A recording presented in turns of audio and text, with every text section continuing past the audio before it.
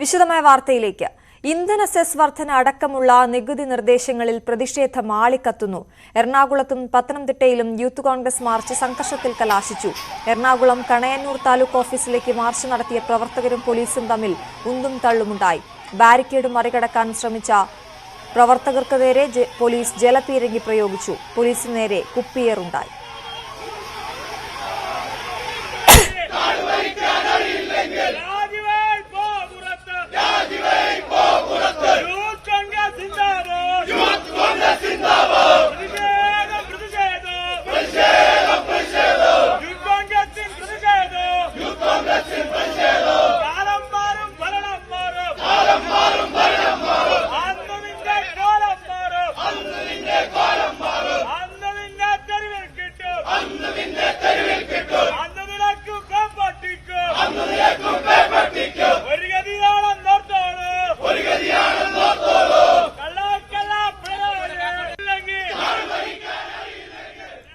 തിരുവനന്തപുരത്ത് കാർ കെട്ടിവലിച്ചായിരുന്നു മഹിളാ കോൺഗ്രസ് പ്രതിഷേധം.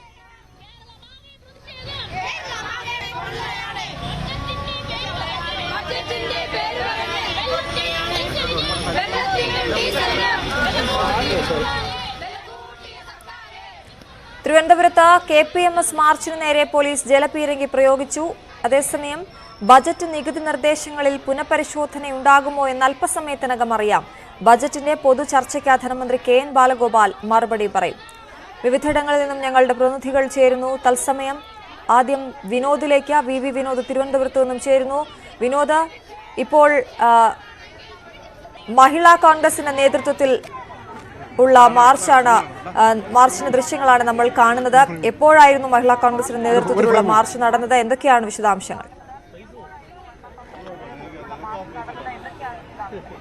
അശ്വതി, ഇപ്പോഴും മഹിളാ കോൺഗ്രസ് മാർച്ച് നടക്കുകയാണ്.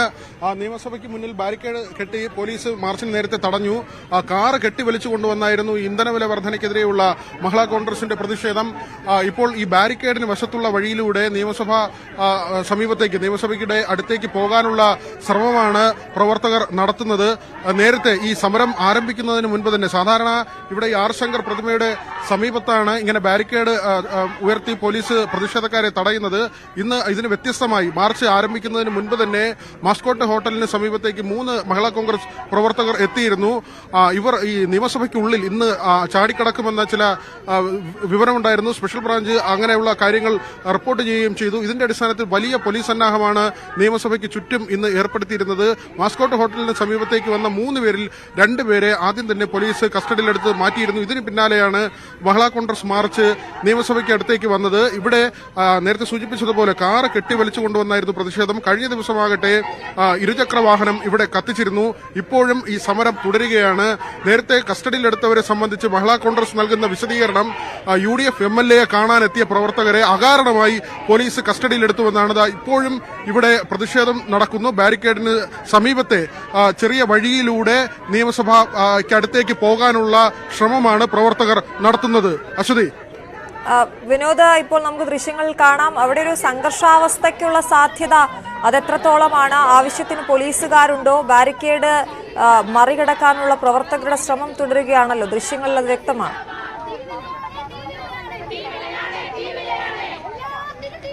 മഹിളാ കോൺഗ്രസ് പ്രവർത്തകർ ഇപ്പോഴും ഈ നിയമസഭാ പരിസരത്തേക്ക് പോകാനുള്ള ഒരു ശ്രമമാണ് നടത്തുന്നത്. ബാരിക്കേഡ് കെട്ടി ഉയർത്തിയിരുന്നു. ഈ സമയത്ത് തന്നെയാണ് KPMSന്റെ പ്രതിഷേധവും ഇവിടേക്ക് വന്നത്. 3 തവണ KPMSന്റെ സമരത്തിന് നേർക്ക് ജലപീരങ്കി പ്രയോഗിച്ചു. ഈ സമയത്ത് കെട്ടിവലിച്ചു കൊണ്ടുവന്ന വാഹനവുമായി ഒരു വശത്ത് മഹിളാ കോൺഗ്രസിന്റെ പ്രവർത്തകർ അവരുടെ പ്രതിഷേധം തുടരുകയായിരുന്നു. ഇപ്പോൾ ബാരിക്കേഡിന് സൈഡിലുള്ള വശത്തുള്ള വഴിയിലൂടെ നിയമസഭയ്ക്ക് അടുത്തേക്ക് പോകാനുള്ള ശ്രമമാണ് പ്രവർത്തകർ നടത്തുന്നത്. മറുവശത്ത് നിന്ന് പോലീസ് അവരെ ചെറുക്കുകയും ചെയ്യുന്നു. നേരത്തെ സൂചിപ്പിച്ചതുപോലെ ഈ സമരം തുടങ്ങുന്നതിന് മുൻപ് 3 മഹിളാ കോൺഗ്രസ് പ്രവർത്തകർ നിയമസഭയ്ക്ക് മറുവശത്ത്, അതായത് മാസ്കോട്ട് ഹോട്ടലിന് സമീപത്തേക്ക് എത്തുകയും അവിടെ നിൽക്കുകയും ചെയ്തിരുന്നു. ഈ പ്രകടനം വരുന്നതിന് മുൻപാണ് ഇവരെ പോലീസ് കസ്റ്റഡിയിലെടുത്തു. 2 പേരെയാണ് കസ്റ്റഡിയിലെടുത്തത്. അവിടെ മഹിളാ കോൺഗ്രസിന്റെ വലിയ ആരോപണമുണ്ടായി, അവരുടെ പ്രതിഷേധമുണ്ടായി. അവർ UDF MLA കാണാൻ വന്ന പ്രവർത്തകരെ പോലീസ് പിടികൂടുകയായിരുന്നു എന്ന ആരോപണമാണ് മഹിളാ കോൺഗ്രസ് ഉന്നയിക്കുന്നത്. ഏതായിരുന്നാലും കടുത്ത പ്രതിഷേധം തുടരുന്നു. ഇന്ധനവില വർധന ഉൾപ്പെടെയുള്ള കാര്യങ്ങളിൽ പ്രതിഷേധത്തിന്റെ പ്രതിപക്ഷത്തിന്റെ പ്രതിഷേധ സമരം ശക്തമായി ഇന്നും തുടരുകയാണ്. ശരി, ബജറ്റിലെ നികുതി നിർദ്ദേശങ്ങൾ ഇന്നും സംസ്ഥാന വ്യാപക പ്രതിഷേധം തുടരുകയാണ്. ഇപ്പോൾ നമ്മൾ ദൃശ്യങ്ങൾ കാണുന്ന തിരുവനന്തപുരത്ത് മഹിളാ കോൺഗ്രസ് പ്രവർത്തകർ പോലീസ് ബാരിക്കേഡ് മറികടന്ന് മുന്നോട്ട് നീങ്ങാനുള്ള ശ്രമമാണ് നടത്തുന്നത്. വി വിനോദാണ് അവിടെ നിന്ന് വിവരങ്ങൾ നൽകിക്കൊണ്ടിരിക്കുന്നത്. നമുക്ക് കൊച്ചിയിലേക്ക് പോകാം. കൊച്ചിയിൽ നിന്നും MS അനീഷ് കുമാർ ചേരുന്നു വിവരങ്ങളുമായി. അനീഷ്, കൊച്ചിയിലെ പ്രതിഷേധം ഏത് രീതിയിലായിരുന്നു? നിലവിലെ അവസ്ഥ എന്താണ്? അശ്വതി, 100-ലധികം വരുന്ന യൂത്ത് കോൺഗ്രസ് പ്രവർത്തകരാണ് കണയന്നൂർ താലൂക്ക് ഓഫീസിലേക്ക് മാർച്ച് നടത്തിയത്. ഇവർ ബാരിക്കേഡുകൾ ഭേദിച്ച് മറുവശത്തേക്ക് കടക്കാൻ ശ്രമിച്ചതോടെ പോലീസ് ജലപീരങ്കി പ്രയോഗിച്ചിട്ടും പിരിഞ്ഞു പോകാതെ വന്ന പ്രവർത്തകർ പോലീസിന് നേരെ വലിയ തോതിൽ കുപ്പികൊണ്ട് ഏറ് നടത്തുകയായിരുന്നു. ഇതേ തുടർന്നാണ് പോലീസ് ബാരിക്കേഡിന് മറുവശത്തേക്ക് വരികയും പ്രവർത്തകരെ പിരിച്ചുവിടാൻ ശ്രമം നടത്തുകയും ചെയ്തു. എന്നാൽ ഇത് പോലീസും പ്രവർത്തകരും തമ്മിൽ ഉന്തും തള്ളിനും ഇടയാക്കി വലിച്ചിഴച്ചാണ് പ്രവർത്തകരെ അവിടെ നിന്നും പിന്നീട് പോലീസ് വാഹനത്തിനുള്ളിലേക്ക് കൊണ്ടുപോയത്. പോലീസ് വാഹനത്തിനുള്ളിൽ നിന്ന് പുറത്തേക്ക് കടക്കാനും രൂക്ഷമായ മുദ്രാവാക്യം വിളികളുടെ പ്രവർത്തകർ ശ്രമിച്ചു. ഇവരെ ലാത്തിക്ക് അടിച്ച് വീണ്ടും അകത്തേക്ക് കയറ്റുന്ന ദൃശ്യങ്ങൾ നമുക്ക് കാണാൻ കഴിയുമായിരുന്നു. എന്തായാലും പോലീസും പ്രവർത്തകരും തമ്മിലുള്ള ഉന്തും തള്ളിനുമിടയിൽ 5 പ്രവർത്തകർക്ക് പരിക്കേറ്റിട്ടുണ്ട്. അവരെ ജനറൽ ആശുപത്രിയിൽ പ്രവേശിപ്പിച്ചു. പിന്നീട് 2 ഇടത്തായി പ്രവർത്തകർ സംഘടിച്ച് വീണ്ടും പോലീസിനെതിരെ തിരിയുകയുണ്ടായി. എന്തായാലും ഇപ്പോൾ സമാധാനപൂർവ്വമായി ഈ പ്രക്ഷോഭം അവസാനിച്ചിരിക്കുന്നു. ഇന്നലെ കോൺഗ്രസ് പ്രവർത്തകർ കടയന്നൂർ താലൂക്ക് ഓഫീസിലേക്ക് നടത്തിയ മാർച്ചിലും സമാനമായ രീതിയിൽ തന്നെ വലിയ സംഘർഷം ഉണ്ടായിരുന്നു. അശ്വതി. ശരി അനീഷ്, എന്തായാലും കൊച്ചിയിൽ ഇപ്പോൾ സമാധാനപരമാണ് കാര്യങ്ങൾ. MS അനീഷ് കുമാറാണ് അവിടെ നിന്നും വിവരങ്ങൾ നൽകിയത്. പത്തനംതിട്ടയിലും യൂത്ത് കോൺഗ്രസ് മാർച്ച് സംഘർഷത്തിൽ കലാശിച്ചു. അവിടെ നിന്നും ശശി നാരായണൻ ചേരുന്ന വിവരങ്ങളുമായി. ശശി, പത്തനംതിട്ടയിലെ അവസ്ഥ എന്തായിരുന്നു? എന്താണ് സംഘർഷത്തിലേക്ക് നീങ്ങാനുള്ള സാധ്യത, കാരണം? അശ്വതി, ഇപ്പോൾ യൂത്ത് കോൺഗ്രസിന്റെ മാർച്ച് അവസാനിച്ചിരിക്കുന്നു. പക്ഷേ ഇത്തരത്തിൽ വലിയ പ്രതിഷേധമായിരുന്നു ഈ മാർച്ചുമായി ഉണ്ടായിരുന്നത്. പത്തനംതിട്ട കളക്ടറേറ്റിലേക്ക് നടത്തിയ മാർച്ചിൽ ആദ്യഘട്ടത്തിൽ യൂത്ത് കോൺഗ്രസ് പ്രവർത്തകർ ബാരിക്കേഡ് തകർത്ത് അകത്ത് കയറാനുള്ള ശ്രമം നടത്തിയിരുന്നു. ഈ ശ്രമത്തിനെ പോലീസ് തടഞ്ഞു.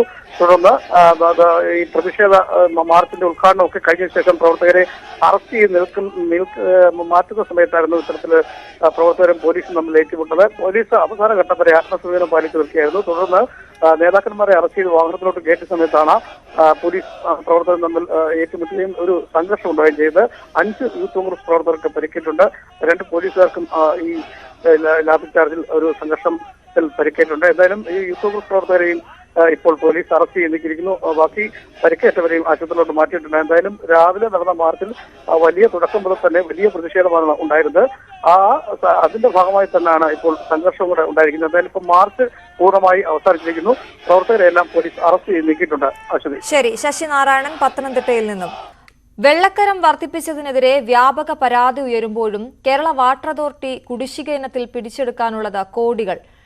5500-ലധികം കോടി രൂപയാണ് എല്ലാത്തരം ഉപഭോക്താക്കളിൽ നിന്നുമായി ജല അതോറിറ്റിക്ക് പിരിഞ്ഞു കിട്ടാനുള്ളത്. സർക്കാർ പൊതുമേഖലാ സ്ഥാപനങ്ങൾ 360 കോടി രൂപയുടെ കുടിശ്ശിക വരുത്തിയതായും വിവരാവകാശ രേഖകളിൽ പറയുന്നു. 5554.46 കോടി രൂപ എന്നത് ഒരിക്കലും ഒരു ചെറിയ തുകയല്ല. കടക്കണിയിലാണെന്ന് സർക്കാർ ആവർത്തിക്കുമ്പോഴും സംസ്ഥാന ജല അതോറിറ്റി പിരിച്ചെടുക്കാനുള്ള കുടിശ്ശികയാണിത്. 2016-17 മുതൽ 2021-22 വരെ ജല അതോറിറ്റിയുടെ കുടിശ്ശിക കണക്കാണിത്. ഓരോ വിഭാഗത്തിൽപ്പെടുന്ന ഉപഭോക്താക്കൾ വരുത്തിയ കുടിശ്ശിക ഇനം തിരിച്ച് നൽകിയിട്ടുണ്ട്. ഇതനുസരിച്ച് ഗാർഹിക ഉപഭോക്താക്കൾ 1406.85 കോടി രൂപ കുടിശ്ശിക വരുത്തിയപ്പോൾ നോൺ ഡൊമസ്റ്റിക് വിഭാഗത്തിൽ അത് 4022.19 ഇൻഡസ്ട്രിയൽ വിഭാഗത്തിൽ 49.79 കോടിയും സ്പെഷ്യൽ കാറ്റഗറിയിൽ 75.63 കോടിയുമാണ് കുടിശ്ശിക. സർക്കാർ സ്ഥാപനങ്ങൾ 350.92 കോടിയും പൊതുമേഖലാ സ്ഥാപനങ്ങൾ 11.97 കോടി രൂപയും കുടിശ്ശിക അടക്കേണ്ടതാണ്. ഈ വിവരാവകാശ വിവരപ്രകാരം നമുക്ക് എന്താ വെച്ച് കഴിഞ്ഞാൽ ഏകദേശം 5900 കോടി രൂപ സംസ്ഥാന സർക്കാരിന് വിവിധ തരത്തിലുള്ള ഉപഭോക്താക്കളിൽ നിന്നും പിരിഞ്ഞു കിട്ടാനുണ്ട്. അപ്പോൾ ഈ 5900 കോടി രൂപയുടെ പകുതിയെങ്കിലും പിരിച്ചെടുത്തു കഴിഞ്ഞാൽ വാട്ടർ അതോറിറ്റിയുടെ എല്ലാവിധ സാമ്പത്തിക പ്രശ്നങ്ങളും തീരുമെന്നിരിക്കെ എന്തിനാണ് ജനങ്ങൾക്ക് ഈ ഭാരം നൽകിയിട്ട് ഇത്തരത്തിലുള്ളൊരു വെള്ളക്കരത്തിൻ്റെ നികുതിയിൽ ഒരു വ്യത്യാസം വരുത്തിയിട്ട് ഒരു ഭാരം നൽകിയതെന്ന് എത്ര ആലോചിച്ചിട്ടും പിടുത്തം കിട്ടുന്നില്ല. 1170.64 കോടി രൂപ ജല അതോറിറ്റി KSEBിയിൽ കുടിശ്ശിക വരുത്തിയിട്ടുണ്ട്. കോടികൾ കുടിശ്ശിക ഇനത്തിൽ പിരിഞ്ഞു കിട്ടാനുണ്ടെങ്കിലും അത് പിരിച്ചെടുക്കാനുള്ള ഒരു ഊർജിത നടപടിയും ഇതുവരെ വാട്ടർ അതോറിറ്റി കൈക്കൊണ്ടിട്ടുമില്ല. അതിനിടയിലാണ് ഇപ്പോൾ വെള്ളക്കരവും വർദ്ധിപ്പിച്ചിരിക്കുന്നത്. ന്യൂസ് 18 കൊച്ചി. ചികിത്സയിൽ കഴിയുന്ന മുൻ മുഖ്യമന്ത്രി ഉമ്മൻചാണ്ടിയുടെ ആരോഗ്യനിലയിൽ മികച്ച പുരോഗതിയെന്ന് ഡോക്ടർമാർ. പനിയും ശ്വാസതടസ്സവും ഭേദമായെങ്കിലും ന്യൂമോണിയ കുറയുന്ന മുറയ്ക്ക് ബാംഗ്ലൂരുവിലേക്ക് മാറ്റൂ. നെയ്യാറ്റിൻകരയിലെ സ്വകാര്യ ആശുപത്രി ICUവിൽ 2 ദിവസം കൂടി തുടരും. ശക്തമായ ശ്വാസകോശാണുബാധയെ തുടർന്ന് ആശുപത്രിയിലെത്തിച്ച ഉമ്മൻചാണ്ടിയുടെ ശരീരം മരുന്നുകളോട് മികച്ച രീതിയിൽ പ്രതികരിക്കുന്നുണ്ട്. പനിയും ശ്വാസതടസ്സവും പൂർണ്ണമായി ഭേദമായി. ആരോഗ്യനില മെച്ചപ്പെട്ടതിനെ തുടർന്ന് ശ്വസന സഹായി ഒഴിവാക്കി. ന്യൂമോണിയ കൂടി കുറയുന്നതിനനുസരിച്ച് തുടർ ചികിത്സയ്ക്കായി ബാംഗ്ലൂരിലേക്ക് മാറ്റും. ഉമ്മൻചാണ്ടി സാറിന്റെ ആരോഗ്യസ്ഥിതി നല്ലോണം ഇംപ്രൂവ് ചെയ്ത് വരുന്നുണ്ട്. സുഖം പ്രാപിച്ച് വരികയാണ് അദ്ദേഹം. ഇന്ന് രാവിലെ കുടുംബാംഗങ്ങളോടും ആരോഗ്യ പ്രവർത്തകരോടും എല്ലാം നന്നായി സംസാരിക്കുകയും പ്രതികരിക്കുകയൊക്കെ ചെയ്യുന്നുണ്ട്. നമ്മൾ കൊടുക്കുന്ന ആൻറ്റിബയോട്ടിക്സിന് അദ്ദേഹത്തിൻ്റെ ശരീരം പ്രതികരിക്കുന്നുണ്ട്. അപ്പോൾ ഏതാനും ദിവസങ്ങൾക്കകം തന്നെ നല്ല രീതിയിൽ സുഖം പ്രാപിച്ച് വരും എന്നാണ് പ്രതീക്ഷിക്കുന്നത്. ഇപ്പോഴത്തെ ഒരു സാഹചര്യം പൂർണ്ണമായി ആരോഗ്യം ഭേദമായതിനു ശേഷം തുടർ ചികിത്സയ്ക്ക് കൊണ്ടുപോകാന്നുള്ളതാണ് കുടുംബാംഗങ്ങളും ഗവൺമെന്റും തീരുമാനിച്ചിരിക്കുന്നത്. അപ്പോൾ നമുക്ക് ആ രീതിയിൽ തന്നെ മുന്നോട്ട് പോകാമെന്നാണ് ആശുപത്രിയും തീരുമാനിച്ചിരിക്കുന്നത്.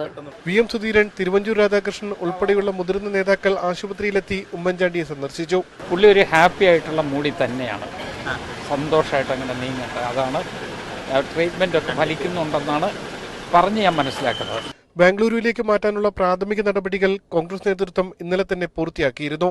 ആരോഗ്യവകുപ്പ് നിയോഗിച്ച മെഡിക്കൽ ബോർഡും റിപ്പോർട്ട് സർക്കാരിന് കൈമാറി. ന്യൂസ് 18 തിരുവനന്തപുരം. ഉമ്മൻചാണ്ടിക്ക് ചികിത്സ നിഷേധിച്ചെന്ന ആരോപണങ്ങൾക്ക് മറുപടിയുമായി ചാണ്ടി ഉമ്മൻ ന്യൂസ് 18നോട് ജർമ്മനിയിലേക്ക് പോകാമെന്ന് പറഞ്ഞത് താനാണ്. ഇക്കുറി ജർമ്മനിയിൽ ലേസർ ശസ്ത്രക്രിയ നടത്തി. അസുഖം ഭേദമാകാൻ മരുന്നും പ്രാർത്ഥനയും ഉണ്ടെന്നും ചാണ്ടി ഉമ്മൻ പറഞ്ഞു. ന്യൂസ് 18 കേരളം എഡിറ്റർ പ്രദീപ് പിള്ളയുമായുള്ള അഭിമുഖത്തിലാണ് ചാണ്ടി ഉമ്മന്റെ പ്രതികരണം. ജർമ്മനി പോയപ്പോൾ ഞാനും എൻ്റെ ഫാദറും മാത്രം. ഞാനാണ് അവിടെ കൊണ്ടുപോയത്, വേറെ ആരും കൊണ്ടുപോയിട്ടില്ല. 2 പ്രാവശ്യം അങ്ങനെ. ഈ പ്രാവശ്യം ജർമ്മനി പോയിട്ട് ഒരു ലേസർ സർജറി നടത്തി. അതൊരു ട്രീറ്റ്മെൻറ്റാണ്. അത് കഴിഞ്ഞിട്ട് തിരിച്ചു വന്നിട്ട് ഞാൻ പറഞ്ഞ ട്രീറ്റ്മെൻറ്റ് HCG ചെയ്തുകൊണ്ടിരിക്കുകയാണ്. ഉമ്മൻചാണ്ടിക്ക് ഇപ്പോൾ ന്യൂമോണിയയുടെ തുടക്കമാണ്. 7-8 വർഷമായി തൊണ്ടയ്ക്ക് പ്രശ്നമുണ്ട്. അസ്വാസ്ഥ്യം വന്നും പോയും ഇരിക്കുന്നു. ജർമ്മനിയിൽ പോയപ്പോൾ ട്യൂമർ ഇല്ലെന്ന റിപ്പോർട്ട് തന്നെന്നും ചാണ്ടി ഉമ്മൻ പറഞ്ഞു. ന്യൂമോണിയയുടെ സ്റ്റാർട്ടിംഗ് ആണ്. ശരിക്കും പറഞ്ഞാൽ അദ്ദേഹം കഴിഞ്ഞ ഒരു 3 മാസമായി HCG എന്ന് പറയുന്ന ബാംഗ്ലൂരിലെ ഹോസ്പിറ്റൽ ഉണ്ട്. അവിടുത്തെ ഹോസ്പിറ്റലിലെ ഡോക്ടറിൻ്റെ മോണിറ്ററിങ്ങിലാണ്.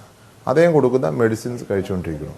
അപ്പോൾ അത് കഴിച്ചുകൊണ്ടിരിക്കുമ്പം സ്വാഭാവികമായിട്ടും ഇമ്മ്യൂണിറ്റി കുറവായിരിക്കും. അതിൻ്റെ ഭാഗമായിട്ട് ഇവിടെ വന്ന ന്യൂമോണിയാണ്. എൻഡോസ്കോപ്പിയിലൂടെയാണ് ഇത് ക്യാൻസർ എന്ന് പറയുന്നത്. അത് അടുത്ത മാസം നോക്കിയപ്പോൾ അത് കുറഞ്ഞിരിക്കുന്നു. സോ അതപ്പം ലൂക്കോപ്ലാക്കിയ എന്ന് പറഞ്ഞു. അതിൻ്റെ അടുത്ത മാസം കരോട്ടിസിസ് എന്ന് പറഞ്ഞു. അപ്പോൾ ഇങ്ങനെ മാറിയും മറിഞ്ഞും വന്നിട്ട് ഒരു ബയോപ്സി ചെയ്തപ്പം ക്യാൻസർ ഉണ്ടെന്ന് പറഞ്ഞു. പക്ഷെ അടുത്ത ക്യാൻസർ ബയോപ്സി ചെയ്യേണ്ടി വന്നു. അടുത്ത ബയോപ്സിയിൽ ക്യാൻസറിൻ്റെ 0 സ്റ്റേജാണ്. അത് കഴിഞ്ഞ് ജർമ്മനി പോയപ്പം ട്യൂമർ ഇല്ല എന്ന റിപ്പോർട്ട് എനിക്ക് തന്നു. അതിനുശേഷം കോട്ടയം മെഡിക്കൽ കോളേജിലെ എൻ്റെ ഹോസ്പിറ്റലിൽ എൻഡോസ്കോപ്പ് ചെയ്തപ്പോൾ അവിടെയും ട്യൂമർ ഇല്ലാന്ന് സർട്ടിഫിക്കറ്റ് ഉണ്ട്. ഉമ്മൻചാണ്ടിയുടെ ആരോഗ്യത്തെക്കുറിച്ച് വ്യാജ പ്രചാരണം നടക്കുന്നുണ്ടെന്ന് ചാണ്ടി ഉമ്മൻ. വ്യാജരേഖ നിർമ്മിച്ച് ചിലർ പ്രചരിപ്പിക്കുന്നു. വ്യാജ പ്രചാരണം കേട്ട ആളുകൾ വീട്ടിൽ തുടരെ എത്തി. ആളുകൾ വന്നതുമൂലമാകാം ന്യൂമോണിയ വന്നത്. വയ്യാതാകുന്നതിന് തലേന്ന് വരെ ഉമ്മൻചാണ്ടി പ്രവർത്തനനിരതനായിരുന്നുവെന്നും ചാണ്ടി ഉമ്മൻ പറഞ്ഞു. ഗുരുതരമായ ആരോപണം ഞാൻ പറയുകയാണ്. ഒരു വ്യാജ ഡോക്യുമെൻ്റ് ഉണ്ടാക്കി സർക്കുലേറ്റ് ചെയ്തിരിക്കുക.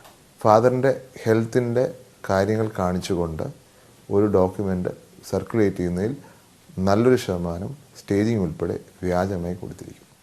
ഇതൊക്കെ പറഞ്ഞിട്ട് ആളുകൾ ഇവിടെ ഇടിച്ചു കയറുമായിരുന്നു. അങ്ങനെയാണ് ഇദ്ദേഹത്തിന് ന്യൂമോണിയ വന്നിരിക്കുന്നത്. ഈ മരണക്കിടക്ക എന്ന് പറഞ്ഞതിൻ്റെ തലേ ദിവസം ഞങ്ങളൊരു വീഡിയോ എടുത്തത് നിങ്ങൾ കണ്ടോന്നറിയില്ല. കണ്ടു. ഫേസ്ബുക്കിൽ ഫസ്റ്റ് വീഡിയോ ഞാൻ ഇട്ടത് അദ്ദേഹം ആ റൂമിൽ തൊട്ട് പുറകിലുള്ള റൂമിൽ ഇരുന്ന് ഒപ്പിട്ടുകൊണ്ടിരിക്കുകയാണ്. 15-20 മിനിറ്റ് ഒപ്പിട്ടുകൊണ്ടിരിക്കുകയാണ്. പൂർണ്ണമായ ബോധത്തോടെ എല്ലാ പേപ്പറും വായിച്ചിട്ട് ഒപ്പിടുന്നു. സൗണ്ട് മോശമാണ്. സൗണ്ട് പ്രോബ്ലം ഉണ്ട്, ഇല്ല ഞാൻ പറയുന്നില്ല. അങ്ങനെയുള്ള ആളിങ്ങനെ ചെയ്യുമോ? ഇങ്ങനെ എന്തിനാണ് ഞങ്ങളോട് ദ്രോഹം ചെയ്യുന്നത്? ഞങ്ങൾ ആർക്കും ഒരു ട്രീറ്റ്മെൻറ്റ് നിഷേധിച്ചിട്ടില്ല. ഈ ട്രീറ്റ്മെൻറ്റ് നടക്കുന്നത് മാത്രമല്ല, ഞങ്ങളുടെ പ്രതീക്ഷ എന്താണ്? ഞങ്ങളുടെ പ്രതീക്ഷ ഈ കൊടുക്കുന്ന മരുന്നുകൊണ്ട് ഇത് കുറയും. ഇത് കുറഞ്ഞു. ഞങ്ങളുടെ ഫാദറിൻ്റെ ഹെൽത്തിനെ കുറിച്ച് ഞങ്ങൾക്കല്ലാതെ ആർക്കാണ് ഇതിനെക്കാട്ടി കൺസേൺ? ഒരു മുട്ടുസൂചി പോലും അദ്ദേഹത്തിന് വേദനിക്കരുത് എന്നുള്ളത് കൊണ്ടാണ് ഇത് മൊത്തം ഞങ്ങൾ എടുക്കുന്നത്. അടുത്ത റിവ്യൂ 2-ാം തീയതി എത്തുന്നതിന് മുമ്പ് ഇവിടെ പ്രശ്നങ്ങൾ തുടങ്ങി. ഇപ്പോൾ കിട്ടിയൊരു വാർത്തയിലേക്കാണ്. ഇനി തിരുവനന്തപുരം വിമാനത്താവളത്തിൽ പരിശീലന വിമാനം ഇടിച്ചിറക്കി. രാജീവ് ഗാന്ധി ഏവിയേഷൻ അക്കാദമിയുടെ ചെറു പരിശീലന വിമാനമാണ് ഇടിച്ചിറക്കിയത്. ആർക്കും പരിക്കില്ല. ഐശ്വര്യ അനിലാണ് വാർത്തയുടെ വിശദാംശങ്ങളുമായി ചേരുന്നത്. ഐശ്വര്യ, ഏത് സാഹചര്യത്തിലാണ് വിമാനം ഇടിച്ചിറക്കേണ്ട നിലയിലേക്ക് എത്തിയത്? എന്തൊക്കെയാണ് നമുക്ക് ലഭ്യമാകുന്ന വിവരങ്ങൾ? അശ്വതി, തിരുവനന്തപുരം വിമാനത്താവളത്തിൽ പരിശീലന വിമാനമാണ് ഇടിച്ചിറക്കിയത്. രാജീവ് ഗാന്ധി ഏവിയേഷൻ അക്കാദമിയുടെ ചെറു പരിശീലന വിമാനമാണ് ഇടിച്ചിറക്കിയത് എന്നാണ് മനസ്സിലാക്കുന്നത്. ടേക്ക് ഓഫിനിടെ നിയന്ത്രണം വിടുകയായിരുന്നു എന്നുള്ളതാണ് വിമാനത്താവള അധികൃതർ നൽകുന്ന വിശദീകരണം. പക്ഷേ ഇതിൽ ഇത്തരത്തിൽ ഒരു അപകടമുണ്ടാകുമ്പോൾ ആർക്കും പരിക്കേറ്റിട്ടില്ല എന്നതാണ് ആശ്വാസകരമായ ഒരു വാർത്ത. പക്ഷേ ഈ അപകടം എങ്ങനെ ഉണ്ടായി, എന്തുകൊണ്ടാണ് ഈ അപകടം ഉണ്ടായത് എന്നത് സംബന്ധിച്ച് ഒരു പ്രാഥമികമായ കാരണം ഇപ്പോഴും വ്യക്തമായിട്ടില്ല. അത് അന്വേഷിക്കുന്നതേ ഉള്ളൂ. അത് സംബന്ധിച്ച വിവരങ്ങൾ വരും മണിക്കൂറുകൾ ലഭ്യമാകുമെന്ന് പ്രതീക്ഷിക്കുന്നു. എങ്കിൽ പോലും ആർക്കും പരിക്കേറ്റിട്ടില്ല. ഈ അപകടത്തിൽ ഈ ഒരു കാര്യത്തിൽ കാര്യമായ ഒരു അന്വേഷണം നടക്കുകയാണ്. എന്തുകൊണ്ടാണ് ഇത്തരത്തിൽ ടേക്ക് ഓഫിനിടെ നിയന്ത്രണം വിട്ടത്, അല്ലെങ്കിൽ എങ്ങനെയാണ് ഇത് സംഭവിച്ചത് എന്ന കാര്യത്തിൽ ഒരു അന്വേഷണം നടക്കുന്നതേ ഉള്ളൂ. അശ്വതി, ശരി. ഐശ്വര്യ, ഈ പരിശീലന വിമാനമാണ് നമുക്കറിയാം. ഒപ്പം ആശ്വാസകരമായ ഒരു വാർത്ത, ആർക്കും പരുക്കില്ല എന്നുള്ളതാണ്. എത്ര പേർ ഈ വിമാനത്തിൽ ഉണ്ടായിരുന്നു എന്നത് സംബന്ധിച്ച് നമുക്ക് വിവരങ്ങളുണ്ടോ? അത് സംബന്ധിച്ചും വിവരം ഇപ്പോൾ ലഭ്യമായിട്ടില്ല. കൃത്യമായ വിവരം ലഭ്യമാകുന്നില്ല. വരും മണിക്കൂറുകളിൽ അത് അപ്ഡേറ്റ് ചെയ്യാമെന്ന് വിശ്വസിക്കുന്നു. എങ്കിൽ പോലും നിലവിൽ ഈ വിമാനത്തിൽ ഉണ്ടായിരുന്നവർക്ക് ആർക്കും തന്നെ പരിക്കേറ്റിട്ടില്ല. ഈ പരിശീലന വിമാനത്തിൽ ഉണ്ടായിരുന്ന ആർക്കും തന്നെ പരിക്കേറ്റിട്ടില്ല എന്ന് തന്നെയാണ് മനസ്സിലാക്കുന്നത്. ടേക്ക് ഓഫിനിടെയാണ് ഇത്തരത്തിൽ നിയന്ത്രണം വിട്ട ഈ അപകടം ഉണ്ടായത്. പക്ഷേ ഇത്തരം ഒരു സംഭവം ഉണ്ടാകുമ്പോഴും അല്ലെങ്കിൽ എന്തുകൊണ്ടാണ് ഇത്തരത്തിൽ ഒരു അപകടം ഉണ്ടായത്, ടേക്ക് ഓഫിന്റെ എങ്ങനെയാണ് ഇതിന് നിയന്ത്രണം വിട്ടത്, മറ്റെന്തെങ്കിലും തരത്തിലുള്ള പിഴവുകൾ, ടെക്നിക്കൽ പിഴവുകൾ ഉണ്ടായിട്ടുണ്ടോ എന്നതടക്കമുള്ള കാര്യങ്ങളിൽ വ്യക്തമായ ഒരു അന്വേഷണം നടക്കുന്നുണ്ട്. എന്നാലും ആർക്കും തന്നെ പരിക്കേറ്റിട്ടില്ല. എത്ര പേരുണ്ടായിരുന്നു എന്നതടക്കമുള്ള കാര്യങ്ങളിൽ വ്യക്തത വന്നിട്ടില്ല. അശ്വതി, തിരുവനന്തപുരം വിമാനത്താവളത്തിലാണ് പരിശീലന വിമാനം ഇടിച്ചിറക്കേണ്ട ഒരു സാഹചര്യം വന്നത്. രാജീവ് ഗാന്ധി ഏവിയേഷൻ അക്കാദമിയുടെ ചെറു പരിശീലന വിമാനമാണ് അപകടത്തിൽപ്പെട്ടത്. ഇപ്പോൾ നമുക്ക് അതിന്റെ ദൃശ്യങ്ങൾ കാണാൻ സാധിക്കുന്നുണ്ട്, ചിത്രം കാണാൻ സാധിക്കുന്നുണ്ട്. ആർക്കും ഈ അപകടത്തിൽ പരുക്ക് ഇല്ല എന്നുള്ളതാണ് ആശ്വാസകരമായ വാർത്ത.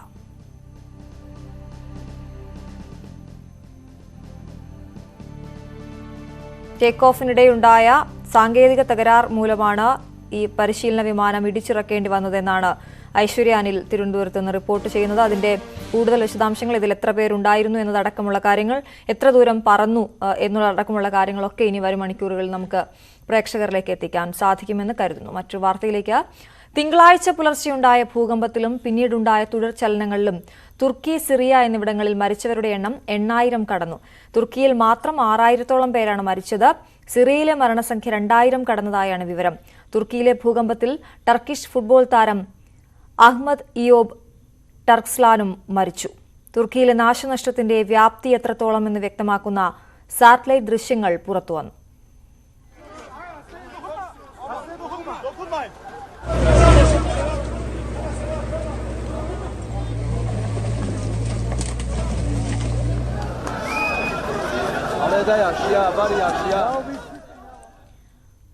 സിറിയയിൽ സർക്കാർ ഇതര ഏജൻസികളുടെ നേതൃത്വത്തിലാണ് രക്ഷാപ്രവർത്തനം പുരോഗമിക്കുന്നത്. വിമതരുടെ നിയന്ത്രണത്തിലുള്ള ഇദ്ലിബിൽ നിന്ന് കെട്ടിടാവശിഷ്ടങ്ങൾക്കിടയിൽ നിന്ന് ഒരു കുടുംബത്തിലെ 6 പേരെ ജീവനോടെ രക്ഷപ്പെടുത്തി. 2 മുതിർന്നവരും 4 കുട്ടികളും ഉൾപ്പെടെയുള്ളവരെയാണ് കെട്ടിടാവശിഷ്ടങ്ങൾക്കിടയിൽ കുടുങ്ങി മണിക്കൂറുകൾക്ക് ശേഷം പുറത്തെടുത്തത്. തുർക്കിയിലെയും സിറിയയിലെയും ദുരന്ത ഭൂമിയിൽ നിന്നും മനസ്സ് പിളർത്തുന്ന ചിത്രങ്ങളാണ് പുറത്തുവരുന്നത്. പ്രതീക്ഷയറ്റ് മരിച്ച മകളുടെ കൈപിടിച്ചിരിക്കുന്ന പിതാവും 17 മണിക്കൂർ തന്റെ സഹോദരനെ കോൺക്രീറ്റ് സ്ലാബിനുള്ളിൽ സംരക്ഷിച്ചു നിർത്തിയ 7 വയസ്സുകാരിയുമെല്ലാം ദുരന്ത ഭൂമിയിലെ നനവ് പടർത്തുന്ന പ്രതീകങ്ങളാണ്.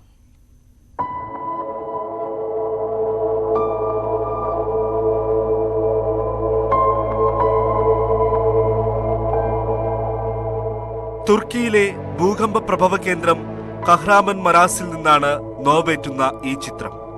വീട് നിലംപൊത്തിയപ്പോൾ 15 വയസ്സുകാരി ഇർമാക് അതിനുള്ളിൽ പെട്ടുപോയി. ജനാലകൾ വന്നിടിച്ച് അവൾ മരിച്ചു.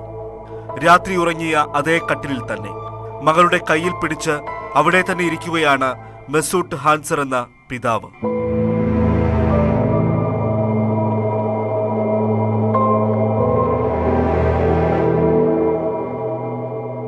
സിറിയയിലെ അഫ്രിനിലെ ആരോഗ്യ കേന്ദ്രത്തിലാണ് ഈ പെൺകുഞ്ഞുള്ളത്. ഭൂകമ്പത്തിൽ വീട് നിലം പതിക്കുമ്പോഴായിരിക്കാം അവൾ പിറന്നു വീണത്. വീടിനുള്ളിൽ നിന്ന് രക്ഷാപ്രവർത്തകർ അവളെ എടുക്കുമ്പോൾ അമ്മയുമായുള്ള പൊക്കിൾക്കൊടി ബന്ധം അറ്റുപോയിരുന്നില്ല. എന്നാൽ അമ്മയടക്കം ആ കുടുംബത്തിലെ ആരും അവശേഷിച്ചിരുന്നില്ല.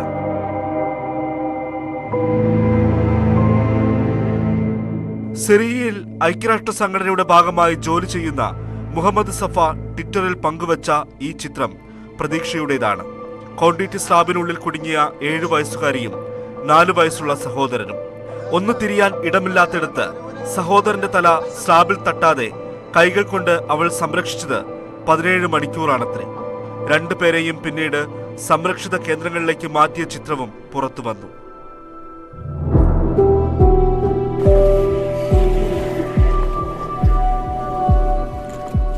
യുദ്ധം കശക്കിയെറിഞ്ഞ 12 ആണ്ടിലെ ദിവസങ്ങളിൽ ഒന്നെന്ന പോലെയാകും സിറിയയിലെ ജനതയ്ക്കിത്.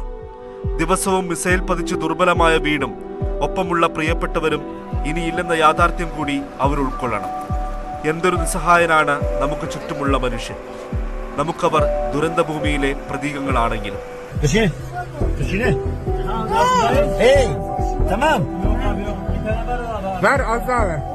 News desk news.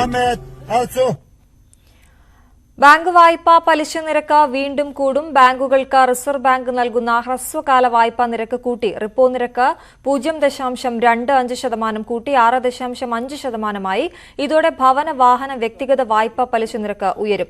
വിവിധ വായ്പകളുടെ മാസ അടവ് തുകയും കൂടും. 3 ദിവസത്തെ RBIയുടെ പണനയ സമിതി യോഗത്തിന് ശേഷമാണ് RBI ഗവർണർ ശക്തികാന്ത ദാസ് നിരക്ക് വർധന പ്രഖ്യാപിച്ചത്. വീണ്ടും വാർത്തയിലേക്ക്. ജഡ്ജി കോഴ കേസിൽ അന്വേഷണം നേരിടുന്ന സൈബി ജോസ് കിടങ്ങൂർ ഹൈക്കോടതി അഭിഭാഷക അസോസിയേഷൻ പ്രസിഡന്റ് സ്ഥാനം രാജിവെച്ചു. തനിക്കെതിരെ നടന്നത് ഗൂഢാലോചനയെന്ന് സൈബി. വാർത്തയുടെ വിശദാംശങ്ങളുമായി സുവി വിശ്വനാഥൻ ചേരുന്നു. സുവി, എന്തായാലും അഭിഭാഷക അസോസിയേഷൻ അധ്യക്ഷ സ്ഥാനം സൈബി ഒഴിഞ്ഞിരിക്കുന്നു. എന്തൊക്കെയാണ് വിശദാംശങ്ങൾ? അശ്വതി, ഹൈക്കോടതി കോഴക്കേസിൽ ഒരു വഴിത്തിരിവ് കൂടി ഉണ്ടായിരിക്കുകയാണ്. സൈബി ജോസ് കിടങ്ങൂർ ഇപ്പോൾ രാജിവെച്ചിരിക്കുകയാണ്. ഹൈക്കോടതി അഭിഭാഷക അസോസിയേഷൻ പ്രസിഡന്റ് സ്ഥാനത്ത് നിന്നാണ് സൈബി ജോസ് കിടങ്ങൂർ രാജിവെച്ചിരിക്കുന്നത്. പ്രസിഡന്റ് സ്ഥാനത്ത് നിന്ന് തന്നെ നീക്കണമെന്നാവശ്യപ്പെട്ട് അഡ്വക്കേറ്റ് സൈബി ജോസ് കത്ത് നൽകിയിരുന്നു. അസോസിയേഷൻ സെക്രട്ടറിക്കാണ് കത്ത് നൽകിയത്. സ്ഥാനാർത്ഥിത്വം പ്രഖ്യാപിച്ചപ്പോൾ മുതൽ തനിക്കെതിരെ ഗൂഢാലോചന ആരംഭിച്ചു എന്നാണ് സൈബി കത്തിൽ പറയുന്നത്. തനിക്കെതിരായ കേസിന് പിന്നിൽ ഗൂഢാലോചനയുണ്ടെന്നും സൈബി പറയുന്നുണ്ട്. ഏതായാലും സൈബി ജോസ് കിടങ്ങൂർ രാജിവെച്ചിരിക്കുകയാണ്. ഹൈക്കോടതി കോഴ ആരോപണവുമായി ബന്ധപ്പെട്ട ഈ രാജി ആവശ്യം നിരവധി തവണ ഉയർന്നിരുന്നു. എന്നാൽ ആദ്യഘട്ടങ്ങളിലൊന്നും സൈബി ജോസ് കിടങ്ങൂർ ഈ അഡ്വക്കേറ്റ് അസോസിയേഷൻ ഭാരവാഹിത്വത്തിൽ നിന്ന്, പ്രസിഡന്റ് സ്ഥാനത്ത് നിന്ന് രാജിവെക്കാൻ തയ്യാറായിരുന്നില്ല. എന്നാൽ ഇപ്പോൾ ഹൈക്കോടതി കൂടെ അദ്ദേഹത്തിന്റെ കേസ് റദ്ദാക്കണം എന്നാവശ്യപ്പെട്ട് നൽകിയ ഹർജി കൂടെ പിൻവലിച്ച തള്ളിയ ഒരു സാഹചര്യത്തിലാണ് സൈബി ജോസ് കിടങ്ങൂർ ഇപ്പോൾ അഭിഭാഷക അസോസിയേഷൻ പ്രസിഡന്റ് സ്ഥാനത്ത് നിന്ന് രാജിവെച്ചിരിക്കുന്നത്. കഴിഞ്ഞ ദിവസമാണ് സൈബി ജോസ് കിടങ്ങൂർ ഈ തനിക്കെതിരായ FIR റദ്ദാക്കണമെന്നാവശ്യപ്പെട്ട് ഹൈക്കോടതിയിൽ ഹർജി നൽകിയത്. എന്നാൽ ഇത്ര തിടുക്കപ്പെട്ട് എന്തിനാണ് ഹർജി നൽകുന്നത് എന്ന് പറഞ്ഞുകൊണ്ട് രൂക്ഷമായ ഭാഷയിലാണ് സൈബി ജോസ് കിടങ്ങൂരിനെ കോടതി വിമർശിച്ചത്. അന്വേഷണം അന്വേഷണത്തിലൂടെ സത്യം കൊണ്ടുവരണം. ഇത് ശരിയാണെങ്കിലും തെറ്റാണെങ്കിലും ഈ ഹൈക്കോടതി ജഡ്ജിമാർക്കെതിരെ ഉയർന്ന ആരോപണം ഗൗരവമേറിയതാണ് എന്നാണ് അന്ന് ജസ്റ്റിസ് കൗസർ എടപ്പകത്ത് പറഞ്ഞത്. അതിനുശേഷം വലിയ വിമർശനം ഉയർന്നു. സൈബി ജോസ് കിടങ്ങൂരിനെതിരെ സംഘടനയ്ക്കകത്ത് പോലും വലിയ വിമർശനമാണ് ഉയർന്നത്. അതിനുശേഷമാണ് ഇപ്പോൾ സൈബി ജോസ് കിടങ്ങൂർ ഈ അധ്യക്ഷ പദത്തിൽ നിന്ന് രാജിവെക്കാൻ തയ്യാറായിരിക്കുന്നത്. പ്രസിഡന്റ് സ്ഥാനത്ത് നിന്നും തന്നെ നീക്കണം എന്നാവശ്യപ്പെട്ടുകൊണ്ട് അദ്ദേഹം തന്നെയാണ് കത്ത് നൽകിയിരിക്കുന്നത്. അസോസിയേഷൻ സെക്രട്ടറിക്കാണ് കത്ത് നൽകിയിരിക്കുന്നത്. ഈ സ്ഥാനാർത്ഥിത്വം പ്രഖ്യാപിച്ചപ്പോൾ മുതൽ തനിക്കെതിരെ ഗൂഢാലോചന ആരംഭിച്ചു എന്നാണ് സൈബി ഈ കത്തിലൂടെ പറയുന്നത്. തനിക്കെതിരായ കേസിന് പിന്നിലും ഗൂഢാലോചനയാണെന്നും രാജിക്കത്തിൽ പറയുന്നുണ്ട്. ശരി, ഹൈക്കോടതി അഭിഭാഷക അസോസിയേഷൻ പ്രസിഡന്റ് സ്ഥാനം സൈബി ജോസ് കിടങ്ങൂർ രാജിവെച്ചിരിക്കുന്നു. ജഡ്ജി കോഴക്കേസുമായി ബന്ധപ്പെട്ടാണ് രാജി. തനിക്കെതിരെ ഗൂഢാലോചന നടന്നുവെന്നാണ് സൈബി പറയുന്നത്. സുവി വിശ്വനാഥനാണ് വിവരങ്ങൾ നൽകിയത്.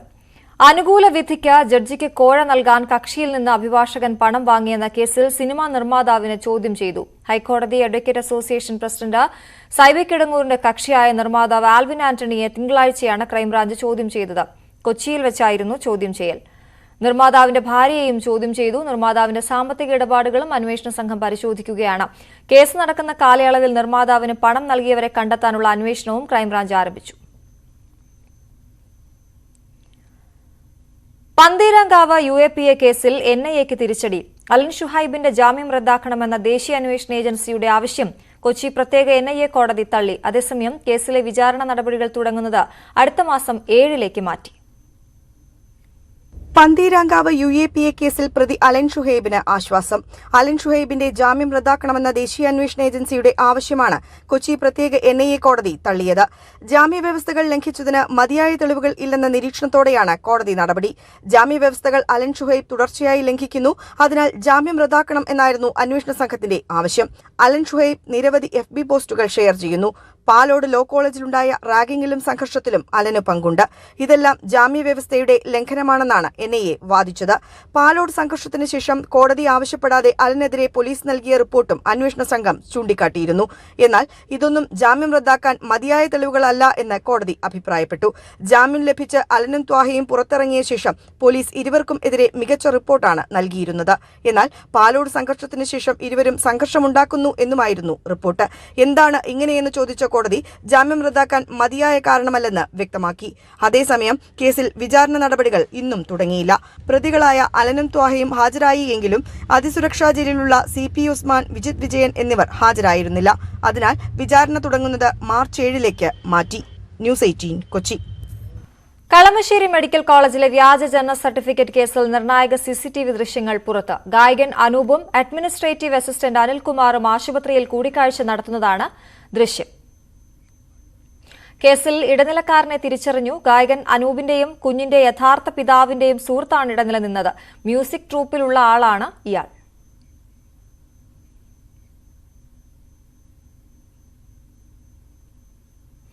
ട്രാൻസ്ജെൻഡർ ദമ്പതികളായ സഹദിനും സിയയ്ക്കും കുഞ്ഞു പിറന്നു. ട്രാൻസ്മെൻ സഹദാണ് കുഞ്ഞിന് ജന്മം നൽകിയത്. കോഴിക്കോട് മെഡിക്കൽ കോളേജിലായിരുന്നു പ്രസവ ശസ്ത്രക്രിയ.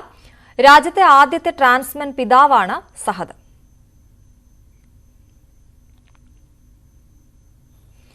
ലൈഫ് പദ്ധതിയിലെ വീടുകളെ ചൊല്ലി നിയമസഭയിൽ ഭരണ പ്രതിപക്ഷ തർക്കം. KPCC പ്രളയ ദുരിതാശ്വാസമായി എത്ര വീട് നിർമ്മിച്ചു നൽകിയെന്ന് തദ്ദേശ മന്ത്രി MB രാജേഷ് ചോദിച്ചതാണ് തർക്കങ്ങളുടെ തുടക്കം. ജില്ല തിരിച്ചുള്ള കണക്ക് മന്ത്രിക്ക് എഴുതി നൽകാമെന്ന് പ്രതിപക്ഷ നേതാവ് VD സതീശൻ മറുപടി നൽകി. ലൈഫ് മിഷന്റെ 2ാം ഘട്ടം അമ്പേ പരാജയമാണെന്ന് ആരോപിച്ച് പ്രതിപക്ഷം നിയമസഭയിൽ നിന്ന് ഇറങ്ങിപ്പോയി. കൊട്ടിഘോഷിച്ചു കൊണ്ടുവന്ന ലൈഫ് പദ്ധതി സ്തംഭിച്ചെന്നാരോപിച്ചായിരുന്നു PK ബഷീറിന്റെ അടിയന്തര പ്രമേയ നോട്ടീസ്. തദ്ദേശ സ്ഥാപനങ്ങൾക്കുമേൽ സാമ്പത്തിക ഭാരം അടിച്ചേൽപ്പിക്കുകയും ലൈഫ് ഉപഭോക്താക്കളെ കണ്ടെത്താനുള്ള അവകാശം കവരുകയും ചെയ്യുകയാണെന്ന് ബഷീർ ആരോപിച്ചു. മറ്റൊരു സംസ്ഥാനത്തിനും അവകാശപ്പെടാനില്ലാത്ത സമാനതകളില്ലാത്ത നേട്ടമാണ് ലൈഫ് എന്ന് മന്ത്രി MB രാജേഷ്. ഈ സർക്കാർ അധികാരത്തിൽ വന്ന ശേഷം 61,761 പേർ പുതിയ വീടുകളിൽ താമസം ആരംഭിച്ചുവെന്നും മന്ത്രി. പ്രളയ സമയത്ത് 1000 വീട് നിർമ്മിച്ചു നൽകുമെന്ന് പറഞ്ഞ കോൺഗ്രസ് ഇതുവരെ എത്ര വീടുകൾ പൂർത്തിയാക്കിയെന്ന മന്ത്രിയുടെ ചോദ്യം ബഹളത്തിനിടയാക്കി. KPCC 1000 പ്രളയ ദുരിതാശ്വാസ വീടുകൾ നിർമ്മിച്ചു കൊടുക്കും എന്ന് പ്രഖ്യാപിച്ചതാണ്. അന്നത്തെ KPCC പ്രസിഡന്റാണ്. കോൺഗ്രസ് തന്നെ പ്രസിദ്ധീകരിച്ചതാണ്. ഇതുവരെ ലഭിച്ച തുക 3.43 കോടി രൂപ. അവകാശവാദമാണ്. പണി പൂർത്തിയാക്കിയത് 450 വീടുകൾ, പണി നടക്കുന്നത് 348 വീടുകൾ. എന്താ വസ്തുത 46 വീടാണ് പൂർത്തീകരിക്കാൻ കഴിഞ്ഞത് എന്നതാണ്. കണക്ക് പുറത്തുവിടാൻ MB രാജേഷ് കോൺഗ്രസിനെ വെല്ലുവിളിച്ചു. ഞാൻ ബഹുമാന്യരായിട്ടുള്ള കോൺഗ്രസ് MLA-മാരെ വെല്ലുവിളിക്കുന്നു. നിങ്ങൾ നിർമ്മിച്ച 1000 വീടുകൾ ഏതെല്ലാം ഗുണഭോക്താക്കൾക്കാണ് കൊടുത്തത് എന്ന പട്ടിക പ്രസിദ്ധീകരിക്കാൻ തയ്യാറുണ്ടോ? മതിയല്ലോ, നമ്മൾ തമ്മിൽ തർക്കത്തിന്റെ ആവശ്യമില്ല. തിരിച്ചടിച്ച് പ്രതിപക്ഷ നേതാവ്. അങ്ങേപോലെ ഒരാൾ ഇവിടെ വന്നിട്ടൊരു പാർട്ടിയെ ഇതുപോലെ അധിക്ഷേപിക്കരുതായിരുന്നു. ഞാനിത് പ്രതീക്ഷിച്ചില്ല, ചെയ്യരുതായിരുന്നു. വളരെ അങ്ങേപോലുള്ള ഒരാൾ മന്ത്രിമാരും മറുപടി പറയുമ്പോൾ കുറെ കൂടി നന്നായിട്ട് പറയണം. അങ്ങ് സാധാരണ ഞാൻ പോരാളി ഷാജിയെ പോലെ മന്ത്രി രാജേഷ് തരംതാണെന്നൊന്നും ഞാൻ പറയില്ല, പക്ഷേ പറയരുതായിരുന്നു. കണക്ക് വെച്ച് ഞങ്ങൾ മറുപടി പറയും. അടിയന്തര പ്രമേയത്തിന് അവതരണാനുമതി നിഷേധിച്ചതോടെ പ്രതിപക്ഷം സഭ വിട്ടിറങ്ങി. ന്യൂസ് 18 തിരുവനന്തപുരം. കാലിക്കറ്റ് സർവകലാശാല വൈസ് ചാൻസലറെ MSF പ്രവർത്തകർ പൂട്ടിയിട്ടു. സർവകലാശാല യൂണിയൻ തെരഞ്ഞെടുപ്പ് വൈകുന്നതിൽ പ്രതിഷേധിച്ചാണ് നടപടി. അക്കാദമിക് വർഷം അവസാനിക്കാറായിട്ടും തെരഞ്ഞെടുപ്പ് നടത്തുന്നില്ല. SFI തെരഞ്ഞെടുപ്പ് അട്ടിമറിക്കാൻ ശ്രമിക്കുന്നു. അതിന് VC കൂട്ടുനിൽക്കുന്നു എന്ന് MSF ആരോപിച്ചു. MSF പ്രവർത്തകർ VCയെ ഉപരോധിച്ചു. മംഗലാപുരം ബെൽത്തങ്കിടിയിൽ ഭൂമിയും അനുബന്ധ ക്രഷറും സ്വന്തമാണെന്ന PV അൻവർ MLA വ്യാജരേഖ ചമച്ചതിന് തെളിവ്. K ഇബ്രാഹിം ഹാജിയിൽ നിന്ന് ഭൂമിയും ക്രഷറും 2.5 കോടിക്ക് വാങ്ങിയെന്നതിന്റെ വിൽപ്പന കരാർ രേഖകളാണ് വ്യാജമായി തയ്യാറാക്കിയത്. ഈ രേഖകൾ കാണിച്ചാണ് നടുത്തൊടി സലിമിൽ നിന്ന് 50 ലക്ഷം തട്ടിയത്. News 18 follow up. ബെൽത്തങ്കടി തുർഗളിക ക്രഷർ ഉൾപ്പെടെ 27 ഏക്കർ ഭൂമി K ഇബ്രാഹിം ഹാജിയിൽ നിന്ന് 2.5 കോടിക്ക് വാങ്ങിയെന്ന് കാണിച്ചാണ് PV അൻവർ MLA നടുത്തൊടി സലീമിനെ സമീപിച്ചത്. ഇബ്രാഹിം ഹാജിയുമായുള്ള വിൽപ്പന കരാർ എന്ന പേരിൽ അൻവർ രേഖകൾ സലീമിനെ കാണിച്ചു. വിൽപ്പന കരാറിന്റെ രേഖകൾ വിശ്വസിച്ച് സലീം 50 ലക്ഷം അൻവറിന് കൈമാറുകയായിരുന്നു. സലീമിൽ നിന്ന് പണം തട്ടാൻ അൻവർ ചമച്ച വ്യാജരേഖ ഇതാണ്.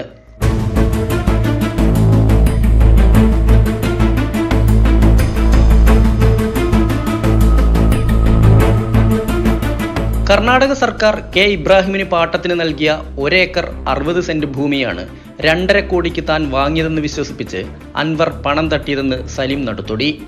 ഈ കേസിൻ്റെ ഓരോ ഘട്ടങ്ങളിലും നടന്നിട്ടുള്ള അന്വേഷണ സംഘത്തിൻ്റെ ഇടപെടലുകൾ, അവരുടെ ശ്രമങ്ങൾ മുഴുവൻ പ്രതിയെ രക്ഷിക്കുന്നതിനുള്ള വഴികൾ അവരുടെ സമയം ചിലവാക്കി കണ്ടെത്തുകയും കൃത്രിമമായ രേഖകൾ ഉൽപ്പാദിപ്പിക്കുകയും ചെയ്യുന്ന അങ്ങനെയാണ് കാണാൻ കഴിഞ്ഞത്.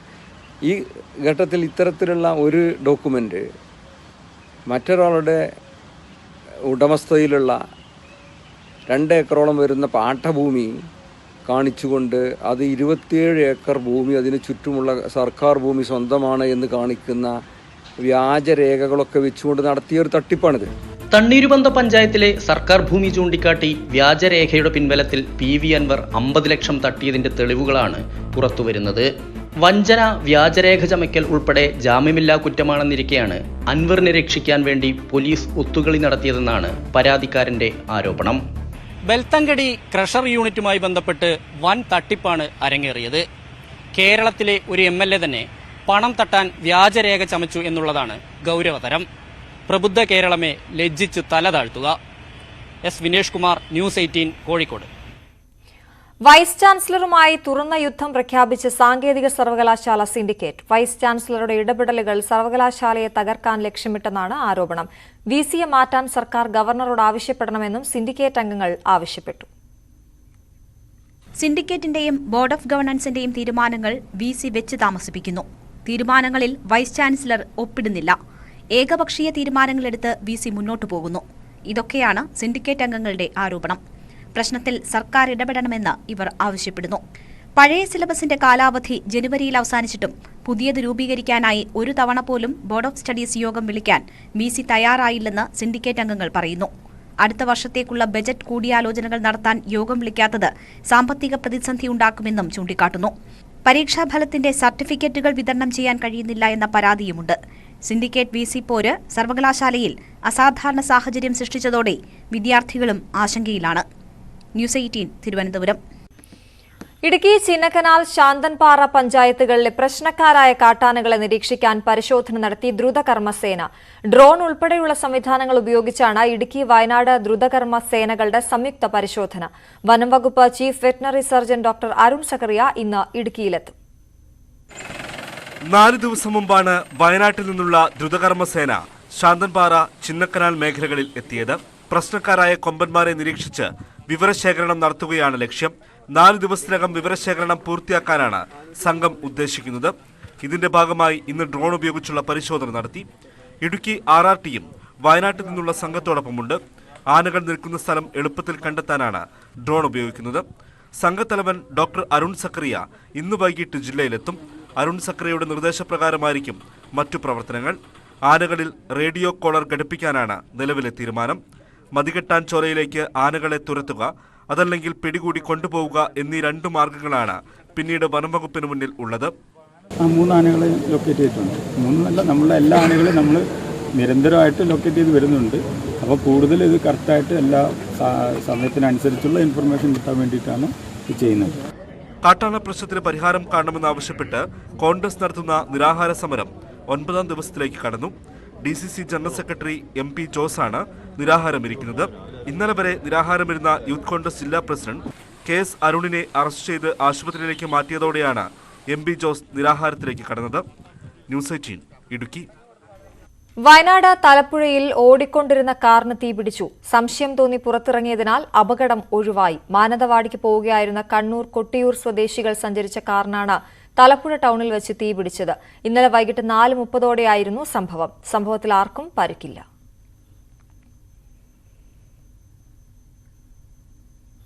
നെടുമ്പാശ്ശേരിയിൽ 26 ലക്ഷം രൂപ വില വരുന്ന സ്വർണം പിടികൂടി. 499.90 ഗ്രാം വരുന്ന 2 സ്വർണ്ണ ചെയിനുകളാണ് പിടികൂടിയത്. ദുബായിൽ നിന്ന് എത്തിയ യാത്രക്കാരിൽ നിന്ന് കസ്റ്റംസാണ് സ്വർണം പിടികൂടിയത്. പാൻസിന്റെ പോക്കറ്റിലായിരുന്നു സ്വർണം. എറണാകുളം മരടിൽ അഴുകിയ മീൻ കൊണ്ടുവന്ന ലോറി ഉടമ ഇന്ന് മരട് നഗരസഭ മുമ്പാകെ ഹാജരാകും. ആന്ധ്രാപ്രദേശ് വിജയവാഡ സ്വദേശിയായ ലക്ഷ്മി പ്രസാദിന്റെ ഉടമസ്ഥതയിലുള്ളതാണ് 2 ലോറികളും. ഇയാൾ നഗരസഭയിൽ എത്താമെന്ന് അറിയിച്ചിട്ടുണ്ട്. ലോറി 2ഉം നിലവിൽ നഗരസഭ പിടിച്ചെടുത്തിരിക്കുകയാണ്. ഉടമ നേരിട്ടെത്തിയാൽ മാത്രമേ ലോറി വിട്ടു നൽകുകയുള്ളൂ എന്ന് പോലീസിലും നഗരസഭാ അധികൃതർ അറിയിച്ചിട്ടുണ്ട്. അഴുകിയ മത്സ്യം ആർക്കുവേണ്ടിയാണ് കൊണ്ടുവന്നതെന്ന് സംബന്ധിച്ച് ഇതുവരെയും വ്യക്തമായ വിവരങ്ങളില്ല. ലോറി ഉടമയെ ഭക്ഷ്യസുരക്ഷാ വിഭാഗം ഉദ്യോഗസ്ഥരും ചോദ്യം ചെയ്യും. വീട്ടമ്മയുടെ ചിത്രങ്ങളും വിവരങ്ങളും അശ്ലീല വെബ്സൈറ്റിൽ അപ്ലോഡ് ചെയ്ത സംഭവത്തിൽ 8 പേർക്കെതിരെ പോലീസ് കേസെടുത്തു. പൂർവ്വ വിദ്യാർത്ഥികളുടെ വാട്സ്ആപ്പ് ഗ്രൂപ്പിൽ നിന്ന് എടുത്ത ചിത്രമാണ് ഉപയോഗിച്ചത്. വാട്സ്ആപ്പ് ഗ്രൂപ്പിലുള്ള ആളുകളെ അടക്കം പ്രതി ചേർത്താണ് കേസ്. വ്യക്തിവൈരാഗ്യം തീർക്കാൻ വീട്ടമ്മയുടെ സുഹൃത്തായ പൂവച്ചൽ സ്വദേശിയാണ് ചിത്രം അപ്ലോഡ് ചെയ്തത്. പോലീസ് കേസ് അട്ടിമറിച്ചെന്ന വീട്ടമ്മയുടെ ആരോപണം വിവാദമായിരുന്നു. പോലീസ് ആസ്ഥാനത്തെ സ്പെഷ്യൽ സെൽ എസ്പിയും ജില്ലാ സ്പെഷ്യൽ ബ്രാഞ്ച് ഡിവൈഎസ്പിയുടെ നേതൃത്വത്തിൽ കേസിൽ അന്വേഷണം പുരോഗമിക്കുകയാണ്. മലിനജല പ്ലാന്റ് വിരുദ്ധ സമരം വീണ്ടും ശക്തമാക്കാനൊരുങ്ങി ആവിക്കൽ തോട് കോതി സമരസമിതികൾ. നിർമ്മാണവുമായി മുന്നോട്ടു പോകുമെന്ന സർക്കാർ നിലപാടിനെ തുടർന്നാണ് തീരുമാനം. കല്ലായിപ്പുഴ കയ്യേറി പ്ലാന്റ് നിർമ്മിക്കാൻ അനുവദിക്കരുതെന്നാവശ്യപ്പെട്ട് കോതി STP വിരുദ്ധ സമരസമിതി ഗ്രീൻ ട്രിബ്യൂണലിനെ സമീപിക്കും. കോഴിക്കോട് കോതിയിലും ആവിക്കൽ തോട്ടിലും എന്തു വില കൊടുത്തും മലിനജല പ്ലാന്റ് സ്ഥാപിക്കുമെന്ന മന്ത്രി MP രാജേഷിന്റെ പ്രസ്താവനയ്ക്കെതിരെ വലിയ പ്രതിഷേധമാണ് ഉയരുന്നത്. ബലം പ്രയോഗിച്ച് പ്ലാന്റ് നിർമ്മാണവുമായി മുന്നോട്ട് പോയാൽ ബലം പ്രയോഗിച്ച് തന്നെ തടയുമെന്ന് ആവിക്കൽ തോട് സമരസമിതി. അതായത് ഇപ്പോൾ മന്ത്രിയുടെ പുതിയൊരു പ്രസ്താവനയാണ്, എന്ത് വില കൊടുത്തും ഇവിടെ തന്നെ പ്ലാന്റ് സ്ഥാപിക്കുന്നു, സമരം ചെയ്യുന്നവരെ കായികമായി നേരിടുന്നുള്ളതാണ് അതിന്റെ അർത്ഥം. പറഞ്ഞതിന്റെ അർത്ഥം അങ്ങനെയാണ്, കായികമായി നേരിടുന്നുള്ളതാണ്. ഞങ്ങളും പറയുന്നത് തന്നെയാണ്, ഇവിടെ പ്ലാന്റുമായി സ്ഥാപിക്കാൻ ആര് വന്നാലും അവരുമായി ഞങ്ങളും കായികമായി നേരിടാൻ തന്നെയാണ് ഇവിടുത്തെ സമരസമിതി, ഇവിടുത്തെ ജനങ്ങളും തയ്യാറായി നിൽക്കുന്നത്. അത് ഏത് നിമിഷവും ഞങ്ങളും തയ്യാറാണ്, അവർ വന്നോട്ടെ, വരാൻ വേണ്ടി നമ്മളും വെയിറ്റ് ചെയ്ത് നിൽക്കുകയാണ്. സമരം നടത്തുന്നത് തീവ്രവാദ സംഘടനകളിൽപ്പെട്ടവരാണെന്ന പ്രസ്താവന മന്ത്രി തിരുത്തണമെന്നും സമരസമിതി നേതാക്കൾ ആവശ്യപ്പെടുന്നു. കോതിയിലെ മാലിന്യ പ്ലാന്റിന് അനുകൂലമായ ഹൈക്കോടതി ഉത്തരവ് ഡിവിഷൻ ബെഞ്ച് റദ്ദാക്കിയിട്ടും നിർമ്മാണവുമായി മുന്നോട്ട് പോകുമെന്ന നിലപാട് തിരുത്തണമെന്ന് കോതി STP വിരുദ്ധ സമരസമിതി നേതാക്കൾ പറയുന്നു. കല്ലായിപ്പുഴ കയ്യേറി പ്ലാന്റ് നിർമ്മിക്കുന്നത് നിയമലംഘനമാണെന്ന് കാണിച്ച് ഗ്രീൻ ട്രിബ്യൂണലിനെ സമീപിക്കാൻ ഒരുങ്ങുകയാണ് സമരസമിതി. നമ്മളൊരു പ്രൊജക്ട് കൊണ്ടുവരുന്നത് നല്ലൊരു കാര്യം, പക്ഷേ മന്ത്രി ഒരു കാര്യം കൂടി മനസ്സിലാക്കണം. ഇവിടെ ജനങ്ങൾക്ക് പുഴ നികത്തിയിട്ടുള്ള ഒരു പദ്ധതിക്കെതിരെ ജനങ്ങൾ എതിർക്കുന്നുണ്ടെങ്കിൽ സാമാന്യ മര്യാദയിൽ മന്ത്രി എന്ത് ചെയ്യണം? മേയറുടെ വാർഡിലോ അതല്ലെങ്കിൽ ഭരണകക്ഷി കൗൺസിലർമാരുടെ വാർഡിലോ ഈ പദ്ധതി കൊണ്ടുവന്നിട്ട് ജനങ്ങളുടെ ആശങ്ക അകറ്റട്ടെ, എന്നിട്ട് ജനങ്ങളെ ബോധ്യപ്പെടുത്തട്ടെ ഈ പദ്ധതി നല്ലതാണെന്ന്. അല്ലാതെ ധാർഷ്ട്യത്തോട് കൂടിയിട്ടല്ല മന്ത്രി ഇതിനെതിരെ പ്രതികരിക്കേണ്ടത്. തീർച്ചയായിട്ടും ആ രീതിയിൽ വരികയാണെങ്കിൽ ജനസപ്പോർട്ടോട് കൂടിയിട്ട് ജനാധിപത്യ രീതിയിൽ തന്നെ ആ നീക്കത്തെയും ഞങ്ങൾ, മന്ത്രി ഏത് ഉദ്ദേശത്തിലാണ് പറഞ്ഞതെങ്കിലും ആ ഉദ്ദേശത്തിൽ ജനാധിപത്യ രീതിയിൽ തന്നെ ഞങ്ങൾ ഈ സമരവുമായി മുന്നോട്ട് പോകും. പ്ലാന്റിൽ നിന്ന് പിന്നോട്ടില്ലെന്ന് ആദ്യം മേയറും പിന്നെ മന്ത്രിയും പ്രഖ്യാപിച്ചതോടെ ഉടൻ നിർമ്മാണ പ്രവർത്തനങ്ങൾ പുനരാരംഭിക്കുമെന്നാണ് സൂചന. എന്നാൽ ജനവാസ മേഖലയിൽ പ്ലാന്റ് അനുവദിക്കില്ലെന്ന നിലപാടിൽ ഉറച്ചു നിൽക്കുകയാണ് നാട്ടുകാർ. ന്യൂസ് 18 കോഴിക്കോട്. സ്വന്തമായി കിണർ നിർമ്മിച്ച നാടിന്റെ സുന്ദര കില്ലാടികളാവുകയാണ് പാലക്കാട് വടക്കരയിലെ സഹോദരങ്ങൾ. വിളയൂരിലെ വിപിൻദാസും സുബിൻദാസുമാണ് വീട്ടുവളപ്പിൽ കിണർ നിർമ്മിച്ചത്. സഹോദരങ്ങളുടെ കിണർ നിർമ്മാണം ആണ് ഇപ്പോൾ നാട്ടിലെ ചർച്ച. വിളയൂർ പഞ്ചായത്തിലെ 8ാം വാർഡിൽ കരിങ്ങനാട് കൊണ്ട് താമസിക്കുന്ന വട്ടക്കര ഹരിദാസിന്റെ മക്കളായ വിപിൻദാസും സുബിൻദാസുമാണ് കുടിവെള്ളക്ഷാമത്തിന് അറുതി വരുത്താൻ വീട്ടുവളപ്പിൽ സ്വന്തമായി കിണർ നിർമ്മിച്ചത്. പൈപ്പിലൂടെ 2 ദിവസം വെള്ളം വന്നില്ലെങ്കിൽ കുടിവെള്ളം മുട്ടുന്ന അവസ്ഥയുണ്ടായപ്പോഴാണ് രണ്ടും കൽപ്പിച്ച് സഹോദരന്മാർ കിണർ കുഴിക്കാനിറങ്ങിയത്. BCA ബിരുദധാരിയായ വിപിൻദാസ് കിണർ കുഴിക്കാനിറങ്ങിയപ്പോൾ സഹോദരൻ സുബിൻദാസും ഒപ്പം ചേർന്നു. കഴിഞ്ഞ മാസം 2-ാം തീയതി തുടങ്ങിയ പണിയാണ്. പിന്നെ ഇടയ്ക്കിടയ്ക്കൊക്കെ ഉള്ളൂ പണിയെടുക്കല്. വേനലിൻ്റെ മീനമാസം കൂടി കഴിഞ്ഞിട്ട് വേനലല്ലേ, അപ്പോൾ ഇനി ഈ വേനലിൽ എത്ര വെള്ളം നിൽക്കണമെന്ന് നോക്കിയിട്ട് അപ്പോൾ അതിലും കൂടി നിൽക്കുന്നുണ്ടെന്നുണ്ടെങ്കിൽ അത്രയും സന്തോഷമായി, കൂടുതലായിട്ട് വെള്ളം കിട്ടുമെന്ന് വിചാരിക്കുന്നുണ്ട്. ടൈലറായ പിതാവ് ഹരിദാസൻ വൈകുന്നേരം ജോലി കഴിഞ്ഞ് വീട്ടിലെത്തിയപ്പോഴാണ് മക്കൾ വീട്ടിൽ കിണർ പണി തുടങ്ങിയ വിവരം അറിയുന്നത്. പകലും രാത്രിയും ഇരുവരും കിണർ കുഴിച്ചു. രാത്രി ലൈറ്റിട്ടാണ് മണ്ണ് കയറ്റലും മറ്റും നടത്തിയത്. വിപിനും ഡിഗ്രി വിദ്യാർത്ഥിയായ സുബിനും യാതൊരു മുൻപരിചയവുമില്ലാതെയാണ് ഇതിലേക്ക് ഇറങ്ങിയത്. 7.5 കോൽ താഴ്ന്നപ്പോൾ വെള്ളം കണ്ടത് കുടുംബത്തിന് വലിയ സന്തോഷമുണ്ടാക്കി. ഇതോടെ നാട്ടുകാർക്കിടയിൽ സുന്ദര കില്ലാടികളായി മാറിയിരിക്കുകയാണ് ഈ സഹോദരങ്ങൾ. ന്യൂസ് 18 പട്ടാമ്പി. കേരളത്തിലെ വീട്ടമ്മമാർക്കിടയിൽ വിപ്ലവം സൃഷ്ടിച്ച കുടുംബശ്രീയുടെ ആദ്യ വനിതാ IT സ്റ്റാർട്ടപ്പ് ആലപ്പുഴയിൽ ആരംഭിച്ചു. ജില്ലാ പഞ്ചായത്ത് ആര്യാട് ഡിവിഷനിലാണ് വീട്ടമ്മമാരെ ഒരുമിച്ച് ചേർത്ത് IT മേഖലയിലെ സ്റ്റാർട്ടപ്പിന് തുടക്കമായത്. ബിരുദവും ബിരുദാനന്തര ബിരുദവുമൊക്കെ ഉണ്ടായിട്ടും അടുക്കളയുടെ അകത്തളങ്ങളിൽ ഒതുങ്ങിക്കൂടിയ പെൺകരുത്തുകളുടെ പുത്തൻ കൂട്ടായ്മയാണിത്. ഫേസ്ബുക്കിലൂടെ ഒട്ടും ഔപചാരികതയില്ലാതെ പദ്ധതിയിലേക്ക് കുടുംബശ്രീ താൽപര്യമുള്ളവരെയെല്ലാം ക്ഷണിക്കുകയായിരുന്നു. അതിൽ നിന്നും IT രംഗത്തുള്ള പ്രമുഖർ പരിശീലനത്തിലൂടെ കണ്ടെത്തിയ 10 സ്ത്രീകളാണ് ഈ സ്റ്റാർട്ടപ്പിന്റെ നെടുന്തൂൺ. ജില്ലാ പഞ്ചായത്തിന്റെ ആഭിമുഖ്യത്തിലാണ് സ്റ്റാർട്ടപ്പ് തുടങ്ങിയത്. ഞങ്ങളിപ്പോൾ 1 വർഷ കാലയളവായി ഇതിനായിട്ട് പ്രവർത്തിച്ചു വരുന്നു. Data entry, poster making, videography, photography, editing എല്ലാം പഠിച്ചു വരുന്നു. ഇപ്പോൾ ട്രെയിനിങ് പ്രോഗ്രാം 15 ദിവസത്തെ ട്രെയിനിങ് പ്രോഗ്രാം കണ്ടക്ട് ചെയ്തിരിക്കുന്നു. 2 ദിവസമായിട്ട് നല്ല ക്ലാസ്സുകളൊക്കെയാണ് നമുക്ക് കിട്ടിക്കൊണ്ടിരിക്കുന്നത്. പുതിയ മേഖലകളിലേക്ക് എല്ലാവർക്കും ഒരു ചുവടുവയ്പായിട്ട് എല്ലാവരും ഇത് ഉൾക്കൊള്ളുന്നുണ്ട്. ജില്ലാ പഞ്ചായത്ത് നൽകിയ 6 ലക്ഷം രൂപയാണ് മൂലധനം. നമ്മുടെ നാട്ടിൽ നിരവധിയായിട്ടുള്ള എഡ്യൂക്കേറ്റഡ് ആയിട്ടുള്ള പുതിയ തലമുറയിൽപ്പെട്ട ആളുകളുണ്ട്. അവർക്കൊരു നല്ല സംരംഭം ഉണ്ടാകണം. അത് IT റിലേറ്റഡ്, ഏറ്റവും കൂടുതൽ ജോലി സാധ്യതയുള്ളത് IT റിലേറ്റഡ് ആയിട്ടുള്ള സ്ഥാപനമാണ്. സ്വന്തമായി ഒരു സ്ഥാപനം ഉണ്ടാക്കി അതിലൂടെ വരുമാന മാർഗം ഉണ്ടാക്കാനും മാതൃക സൃഷ്ടിക്കാനും കഴിയുന്ന രൂപത്തിലേക്കുള്ള പ്രവർത്തനം സംഘടിപ്പിക്കുക എന്നുള്ള കാഴ്ചപ്പാടിൻ്റെ അടിസ്ഥാനത്തിലാണ് ജില്ലാ പഞ്ചായത്ത് ആര്യാട് ഡിവിഷൻ, അതായത് എൻ്റെ ഡിവിഷനിൽ ഇത്തരത്തിലൊരു സംരംഭത്തിന് തുടക്കം കുറിച്ചത്. ഇപ്പോൾ മണ്ണഞ്ചേരി അടിവാരത്ത് സ്വന്തമായി ഓഫീസ് ഉൾപ്പെടെ എല്ലാ സൗകര്യങ്ങളുമുണ്ട്. വനിതകളുടെ IT ട്രെയിനിങ്, വീട്ടമ്മമാർ ഉൾപ്പെടെയുള്ള സ്ത്രീകളെ ഡിജിറ്റലൈസിംഗ് പഠിപ്പിക്കുക അടക്കം വിവിധ പദ്ധതികൾ ഏറ്റെടുത്ത് പൂർത്തീകരിക്കാൻ തയ്യാറാവുകയാണ് കുടുംബശ്രീയുടെ ഈ പുത്തൻ പെൺകരുത്ത്. ന്യൂസ് 18 ആലപ്പുഴ. സൗഹൃദത്തിന്റെ ഉത്സവമേളമായി തിയേറ്ററുകളിൽ മികച്ച പ്രതികരണം നേടുകയാണ് ബിബിൻ ജോർജ്, വിഷ്ണു ഉണ്ണികൃഷ്ണൻ കൂട്ടുകെട്ടിൽ പിറന്ന വെടിക്കെട്ട്. ഈ സിനിമയിലെ താരങ്ങൾ വിശേഷങ്ങൾ പങ്കുവയ്ക്കുകയാണ്. ഈ റിപ്പോർട്ടറുടെ ബുള്ളറ്റിൻ പൂർണ്ണമാകുന്നു. നമസ്കാരം. പേരുപോലെ തന്നെ വെടിക്കെട്ട് അനുഭവം തീർത്താണ് വെടിക്കെട്ട് ഇപ്പോൾ തിയേറ്ററുകളിൽ കയ്യടി നേടുന്നത്. എന്തായാലും വെടിക്കെട്ട് ടീം ഇപ്പോൾ ന്യൂസ് 18നോട് ചേരുകയാണ്. ആദ്യം ഞാൻ ആരിലേക്ക് പോകണം? നായകന്മാരിലേക്ക് പോകണോ അതോ പ്രൊഡ്യൂസർമാരിലേക്ക്? ഓക്കെ, വെടിക്കെട്ട് അനുഭവമാണ്, തിയേറ്ററിൽ കയ്യടിയുടെ പൂരമാണ്. എന്ത് തോന്നുന്നു ആദ്യ സംവിധാനം? അഭിമാനം, ആഹ്ലാദം, സന്തോഷം, സംതൃപ്തിയുണ്ട്. കാരണം ഇപ്പോൾ ഇന്നൊരു മൂവ്മെൻറ്റും കൂടി നടന്നപ്പോൾ എന്തിനായിരുന്നു വെടിക്കെട്ട് എന്നുള്ള ചോദ്യത്തിനൊരു ഉത്തരമായ ഫീലുണ്ട്. ഒരുപാട് മികച്ചൊരു സിനിമ, അതിലുപരി നല്ലൊരു സന്ദേശം ആ സിനിമയിലൂടെ നൽകുന്നു. ആ ഒരു സിനിമ ജനങ്ങളിലേക്ക് എത്തിയപ്പോൾ ചില സമ്മിശ്ര പ്രതികരണങ്ങൾ ആദ്യം വന്നു. ചില സ്ഥലങ്ങളിൽ വളരെ മോശം പ്രതികരണം, ചില സമയത്ത് വളരെ നല്ല പ്രതികരണം. അതൊക്കെ എങ്ങനെയാണ് ഏറ്റെടുത്തത്? ഈ പറയുന്ന പോലെ എന്ത് പ്രതികരണം വന്നാലും ജനങ്ങളാണല്ലോ ഇതിൻ്റെ അവസാനത്തെ വാക്ക്. അവർ ഞങ്ങളുടെ കൂടെയാണ്, അവർ നല്ലതാണെന്ന് പറഞ്ഞിട്ടുണ്ട്.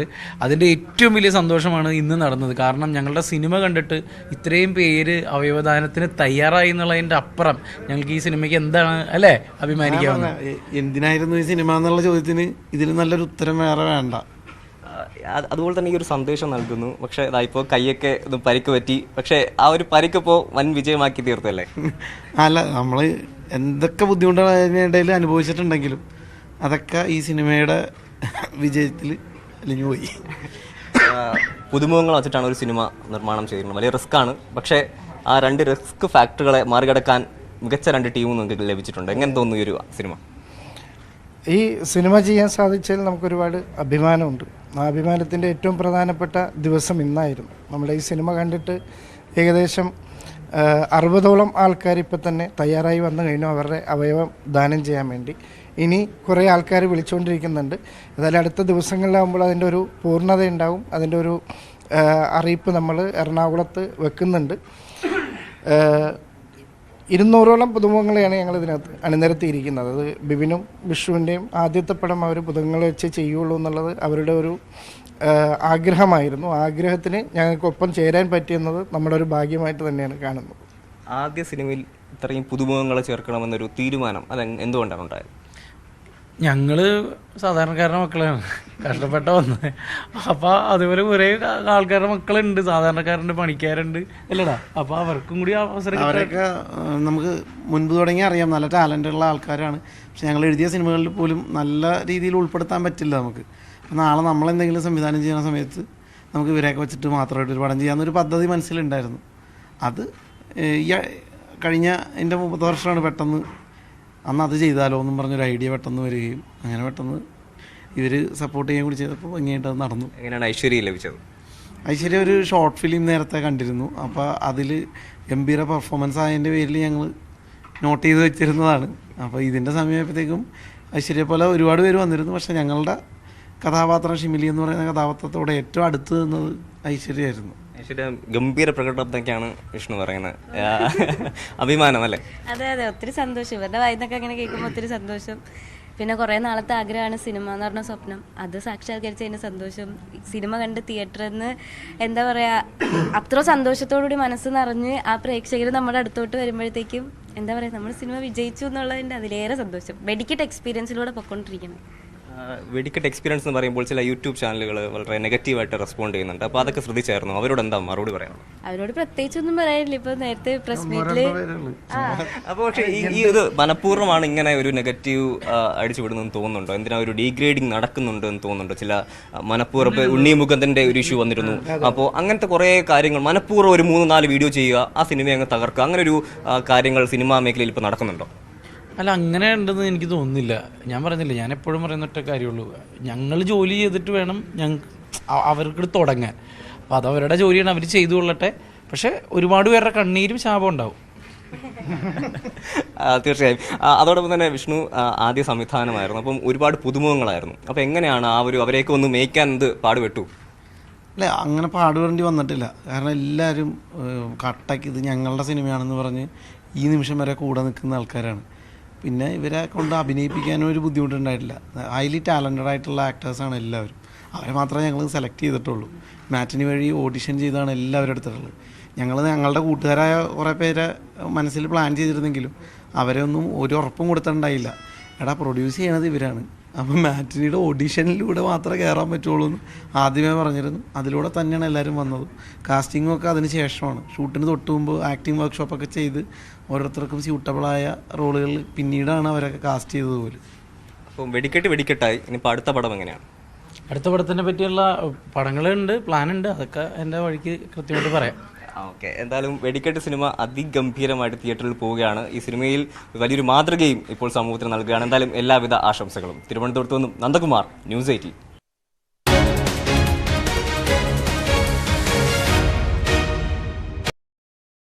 വിവാദങ്ങളും പ്രക്ഷോഭങ്ങളും ഒരു